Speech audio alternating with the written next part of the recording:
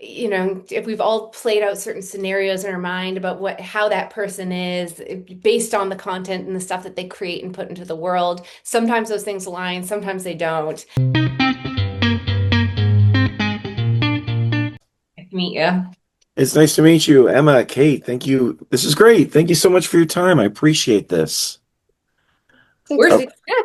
Grateful for your time. oh no, this is a joy, honestly. This movie is wild. And in the best of ways. It really is. So sweetness is has an edge to it that I did not expect, and it is really, really powerful. Emma, where did it come from? I would say well, it came from being a teen girl in the 2000s is where it came from. There's a lot of pain and confusion, and that was a particularly wild time to be coming up. And then around that time, I started working in the music industry. So A plus B equals sweetness. It really is something special, and like I said, it's got a dark side that I didn't expect. Good. Um, Kate, can you talk about Riley's relationship with Payton because this goes in some really fascinating places. Yeah, I think, because she's been through so much at such a young age that music has really helped her cope, and specifically his music. And I think that that just creates such a strong connection, especially when you're young. Um, so it's just this like obsession and idolization of him, and I think she truly believes that she knows him and she understands him because the music that he's written understands her. And so it just creates this really intense bond in her mind. Yeah, yeah, and yet it also feels, I know obviously the film goes it takes a turn, but it also feels very authentic. And I would love to hear from you both the idea of meeting your heroes and the way that we view celebrities. Do you think we have an unhealthy relationship with the people that we idolize?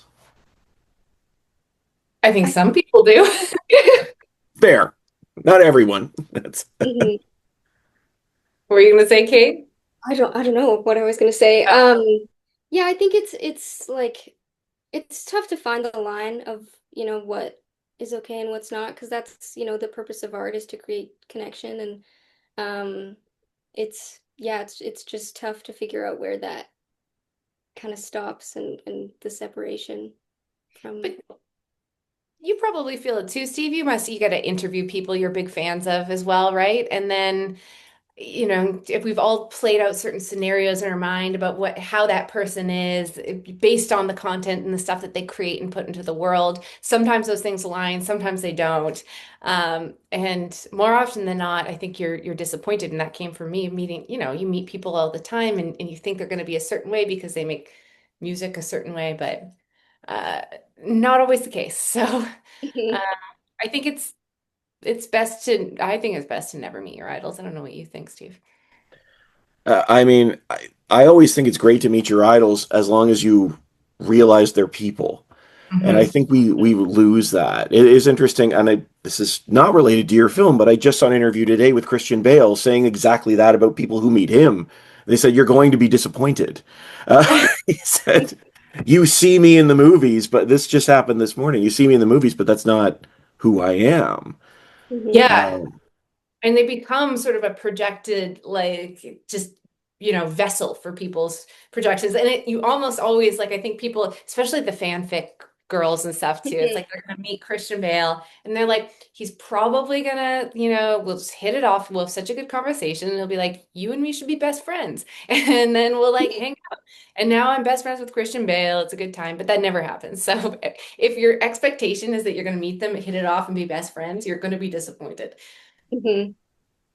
yeah, it's interesting. And you mentioned, Kate, you mentioned about the content they put out in the world. I think it was you, it might have been Emma.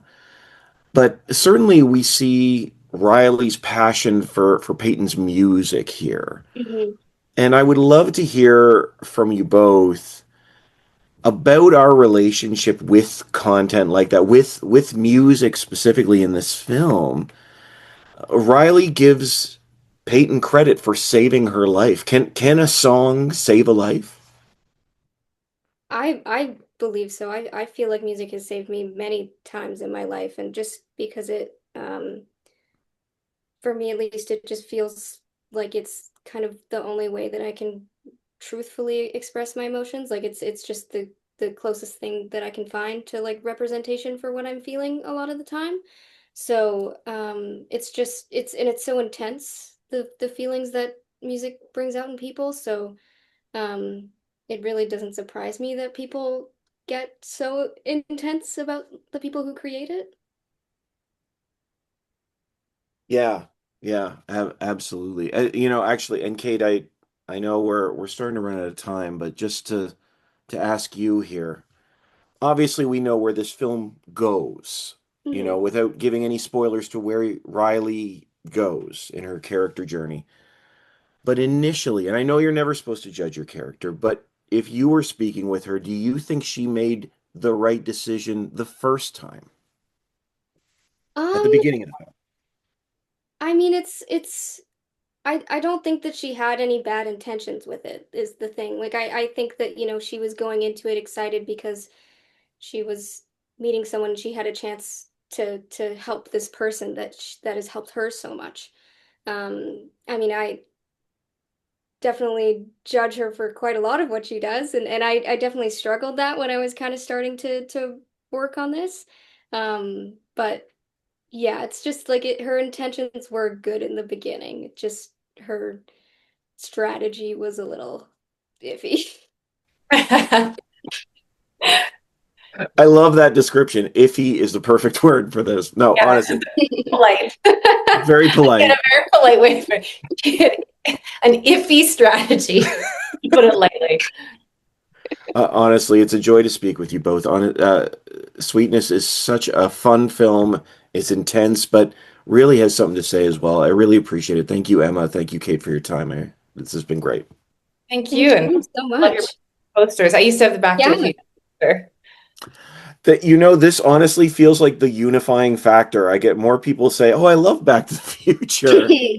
It seems to cross generations. Anyway, it's great. Honestly, thank you so much. I appreciate it. Thank And you. Have a good one. thanks, you too.